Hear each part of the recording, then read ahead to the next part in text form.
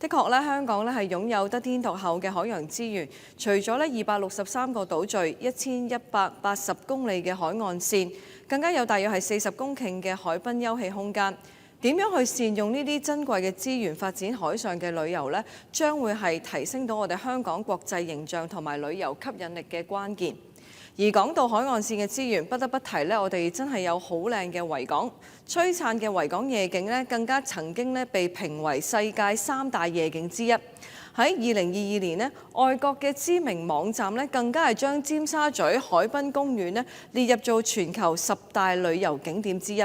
每年呢吸引咗無數嘅遊客前往。不過海濱發展呢唔應該係止步於維港，我哋應該呢要進一步優化其他海濱嘅地區，令到各區呢都擁有吸引旅客嘅潛力。過去呢因為設施同埋法例所限，本港嘅海濱長廊呢就出現一個斷截禾蟲嘅情況。我樂意見到政府喺近年呢都拆牆鬆綁，積極呢係提升海濱嘅暢達性。截至呢2024年底呢，維港兩岸嘅海濱長廊呢已經係達到29公里，並且計劃喺2028年之後呢延長至到去34公里，方向呢係值得支持。而過去呢我都多次提及，期望能夠將整個九龍嘅海濱長廊係貫通。由長沙灣到去西九，再接駁到尖沙咀，甚至係咧伸延至到觀塘，以貫連嘅海濱為市民咧同旅客提供更好嘅體驗。而除咗暢達性之外，我哋亦都要咧係着力開發海濱作為市區珍貴嘅公共空間嘅功能。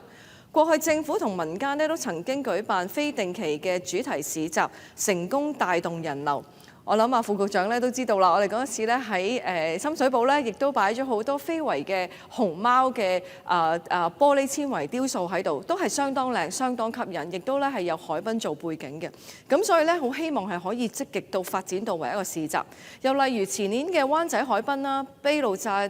灣嘅海濱及觀塘海濱嘅市集咧，都曾經錄得超過20萬人次嘅參與。未來咧，我哋可唔可以進一步優化喺海濱定期舉辦多元化嘅主題活動，吸引旅客，同時讓本地嘅市民受惠呢？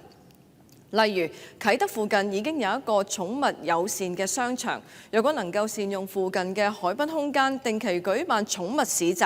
以公園商業嘅概念，將整個海濱區打造成為寵物友善嘅休閒消閒空間，相信呢係會俾到市民同埋旅客呢唔同嘅體驗。而更加重要嘅係，經過啟德郵輪碼頭到埗嘅遊客咧，落地之後咧，其實唔需要急急腳排隊坐車咧，係去離開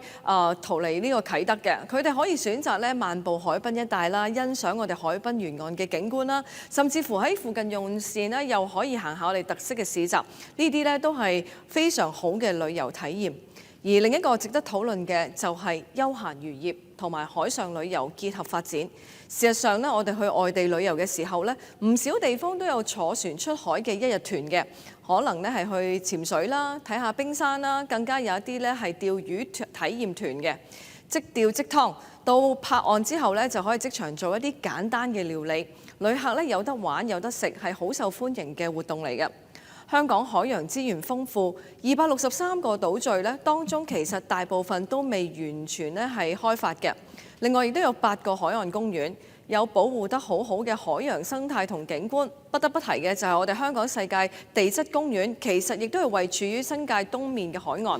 假如咧我哋加以善用呢啲珍貴嘅資源，無論係本地遊或者係海外嘅旅客嚟講咧，都會係一種非常獨特嘅旅遊體驗。政府可以揀選有潛力嘅海島，去做一啲宿營嘅地方，發展成為生態嘅度假村，又可以咧有好多嘅可行嘅方法，支援魚排喺安全嘅情況下咧，進一步發展休閒垂釣，並且推動更多生態遊同埋漁業文化體驗嘅工作坊。喺度咧基礎建立方面咧，就更加咧可以做得好啲，令到有機會咧發展咧真正嘅海上旅遊產品。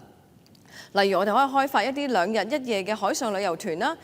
有一日可以係帶啲旅客去水上活動，第2日可以去地質公園欣賞等等。我希望咧透過唔同嘅組合同體驗，善用本港獨有且珍貴嘅海洋資源，先至有望令到香港嘅海上旅遊發展能夠揚帆啟航。